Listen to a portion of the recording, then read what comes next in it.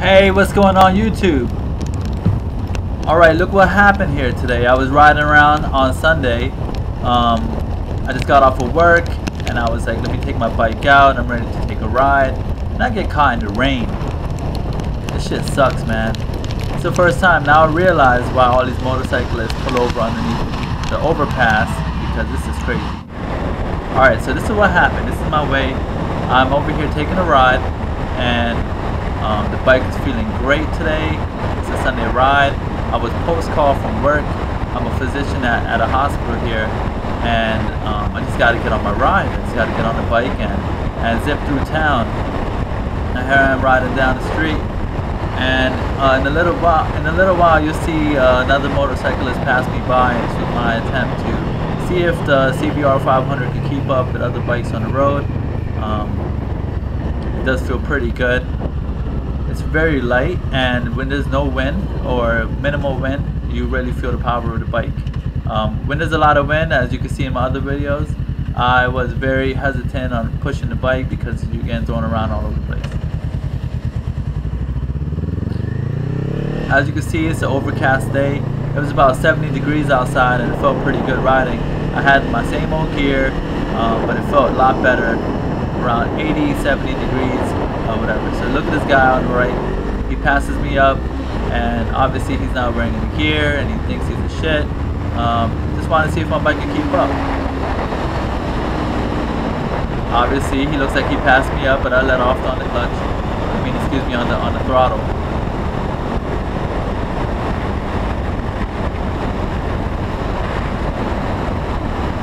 I don't understand how riders could ride without gear, man.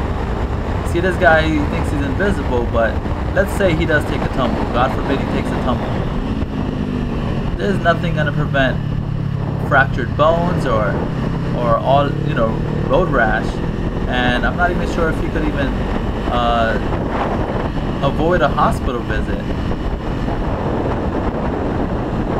This guy with shorts and a t-shirt, but he's saving his head. He's so protected. Good job, buddy. Alright, I got a new GoPro camera angle. This time you can see more of my dashboard. You can see the speedometer. As you can see, I'm running with my high beams on. This is during daylight hours. I know it's not recommended. It's probably even against the law. But as a motorcyclist, even the DMV people told me that you want to be seen and heard. You want to make sure that your high beams are on. You want every chance you can get, so other vehicles around you know exactly where you are on the road.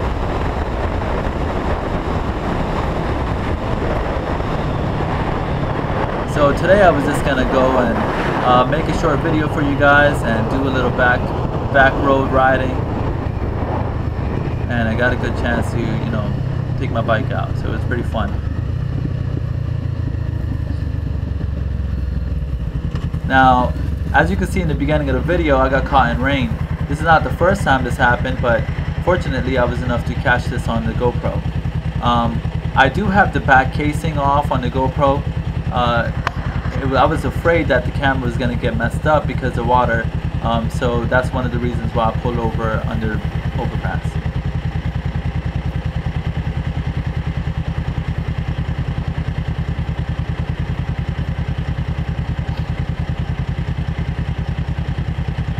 These traffic lights seem so long, but when you're riding, I mean, you don't even notice it. But now that I'm looking at it over the video, this is pretty boring.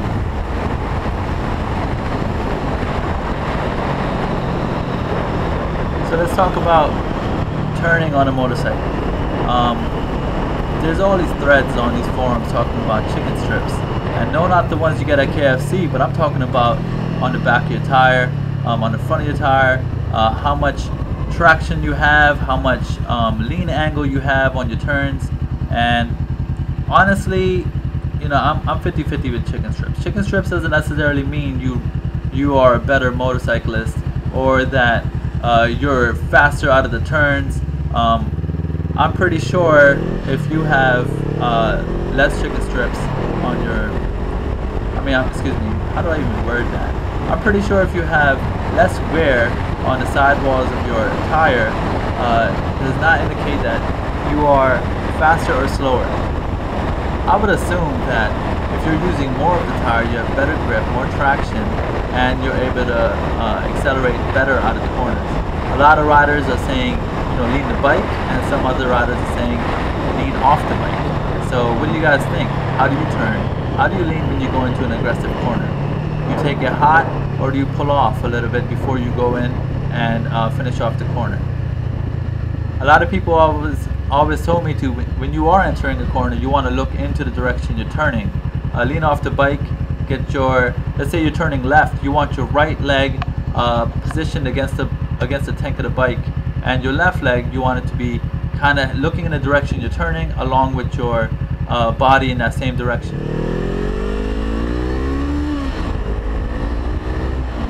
So, I mean, I tried it. I didn't notice a huge difference, but it does feel better when you're hanging off the bike rather than turning with it, leaning over. I do feel a little more stable. I feel like the bike's a little more upright, and I do prefer that. Maybe that's not going to be good for my chicken strips, but then again, I'm on a diet, so I really don't care about chicken strips.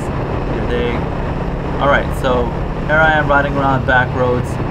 This is in New Jersey. It was a pretty good ride. It was a good day out, so the bike's performing very well.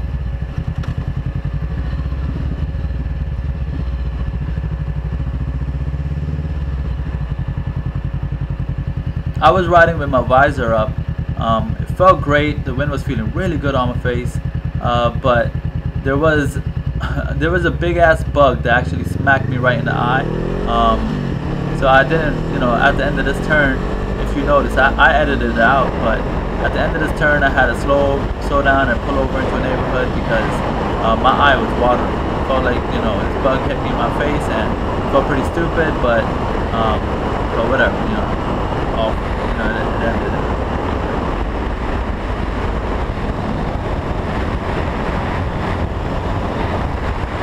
So, vlogging topics. What do you guys talk about? What do you guys want to hear? Anything in particular about my bike? Anything in regards to the make, the finish, maintenance, how to wash it? All these things are important to me. I mean, I want to research more about these aspects of the bike, and I'd love to share my comments and my opinions towards it. Since I bought the bike, I won't lie, I haven't washed it yet. It still looks brand spanking new,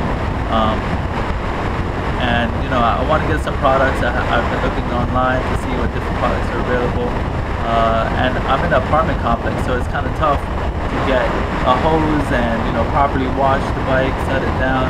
I'm pretty sure people just use a bucket and some sort of water. What do you guys recommend?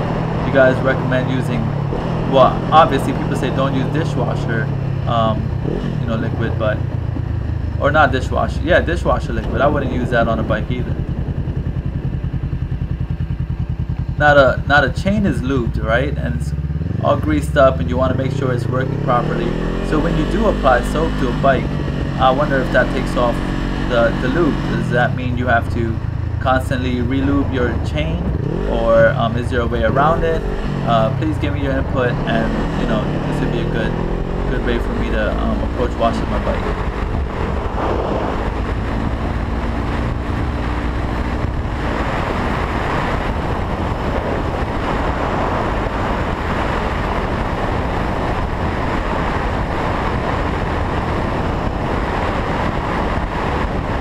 So what angles do you guys prefer when riding and using your GoPro and your chin mount? I think this one's better. I think I added another attachment piece to the mount, and this one gives me a little more room to see my dashboard. I film in 1080p at 30 frames per second. I wonder if that's the best settings to film on a bike. It looks pretty good to me. Hope you guys are enjoying my videos.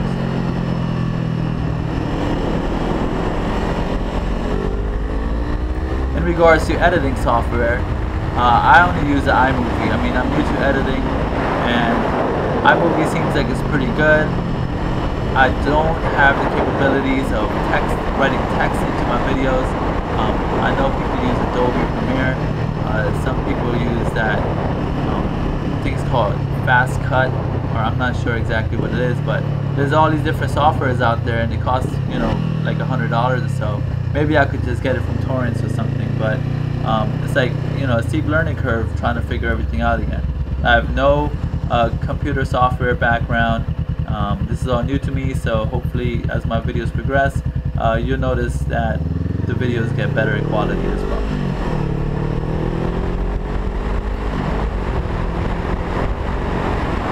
This turn was a blind turn here, so I had to pull off a little bit.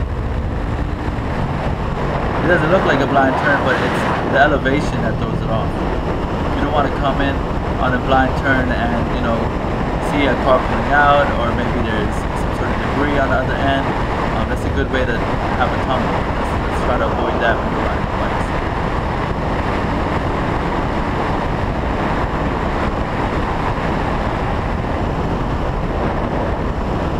You know, certain days when I ride and I'm, you know, feeling a little sluggish on the bike, I always wonder, you know, what if I bought a bigger bike, 600cc, maybe 1,000, would that benefit me? I don't think that 1,000cc is something that I want to ride. I do want to experience it, but at 1,000cc, are you really using all your power? People say that they haven't even actually opened up the throttle all the way. These bikes are having 120, 130 and up horsepower. Oh, by the way, this is me checking out the bike's handling. I'm seeing if I can ride with no hands right now. You'll see me do. Oh, there it is. Put the guns up. All right, the bike was handling pretty good. Just wanted to see if I could ride with no hands. I know it's pretty stupid, but it's always good to try to see your skills and progress if you can. Safety first, though, right? So back to what I was saying. You have 1,000cc bike. That's pretty cool. You know, how big's, you know, is it equivalent to saying that you're the man?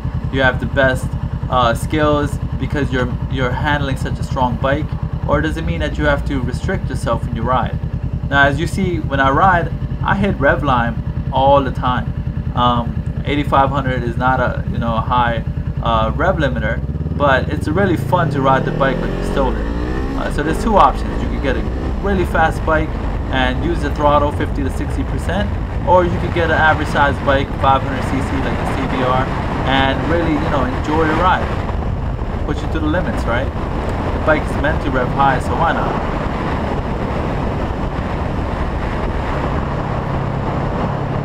Maybe a 600 would be the perfect size bike. I do love the Triumph 675R, the Daytona. Love that thing. It looks beautiful. It has like projector headlights. I heard after the year 2009 they made some changes to the bike, but coming from this size bike, pretty sure it's going to be a huge difference. More than double the horsepower. But will you ever sell your first bike? I probably won't. This bike is pretty affordable, only $6 grand. It's brand new. It looks very up to date. The model shape, everything looks really nice. I heard a lot of people weren't happy with Honda's 2013 CBR500R look. The air dam in the front, the headlights are a lot different. This bike looks kind of like the old CBR, the old CBR600. So I'm really satisfied with the look of the bike.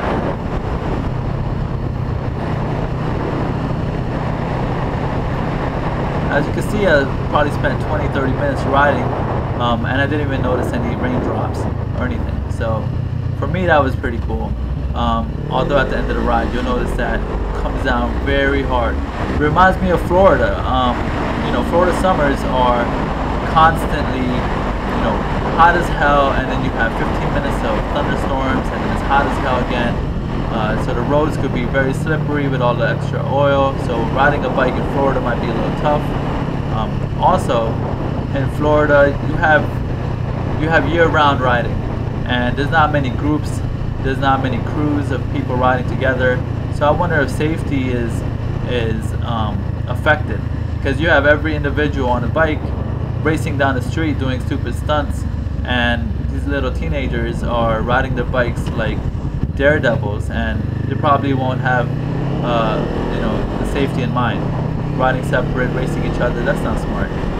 Here I noticed in the Northeast and other states where you're not riding all year round, people tend to ride in groups, and that seems pretty good to me. Although obviously I'm riding solo right now.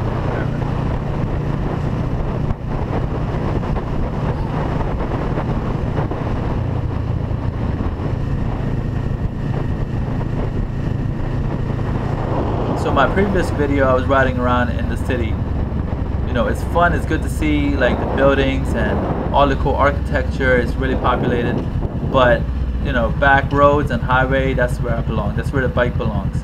Well, it belongs on the track, but whatever, you know, that's where I find more fun than riding around in downtown Philadelphia or New York City, whatever.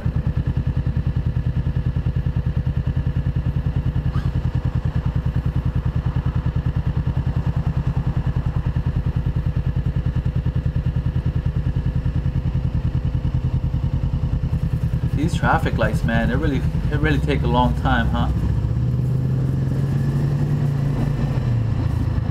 It still doesn't look like it's gonna rain, but right when I take this turn, I start feeling some raindrops.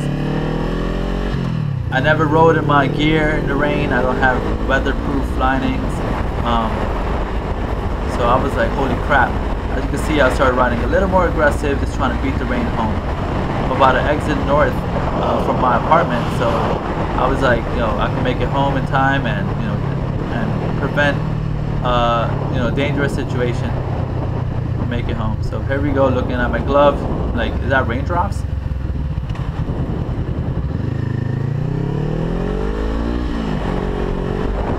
Time to get home.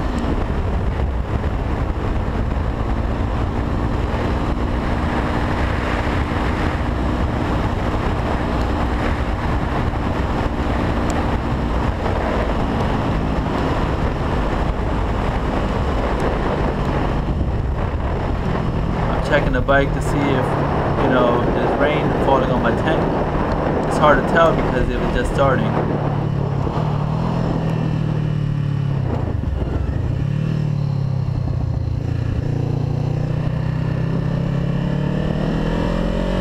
There we go. You can start seeing it in the video now.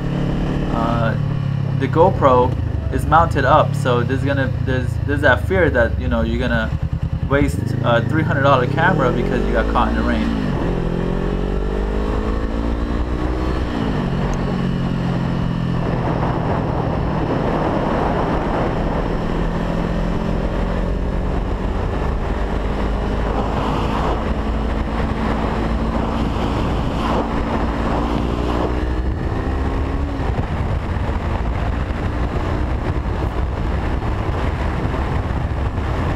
Here we go, highway riding. As you can see, you know, 85 miles per hour is very comfortable on the bike. It's very stable. There's not a lot of, it's a heavy bike, over 400 pounds. Oh, here we go. It's a heavy bike, over 400 pounds, and you notice that the bike's very stable, and even in the rain, obviously I'm trying to avoid the bike's, you know, doing really well.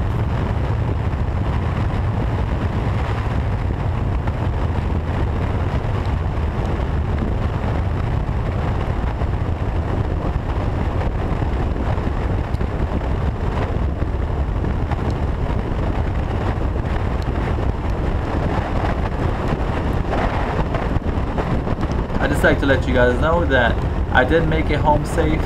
I was at exit north, so maybe 2-3 miles down the road I was able to get off my exit, but that is after I pulled over to let the rain calm down a little bit under an overpass. Alright guys, it's been great vlogging for you guys. This is not a true vlog, obviously. I can't wait till my microphone comes in, and then I'll be able to document my experience during my ride. If you guys have any questions about my bike or myself, any you know, comments or criticism, please feel free to share, and I'll get back to you guys as soon as I can. Alright guys, ride safe.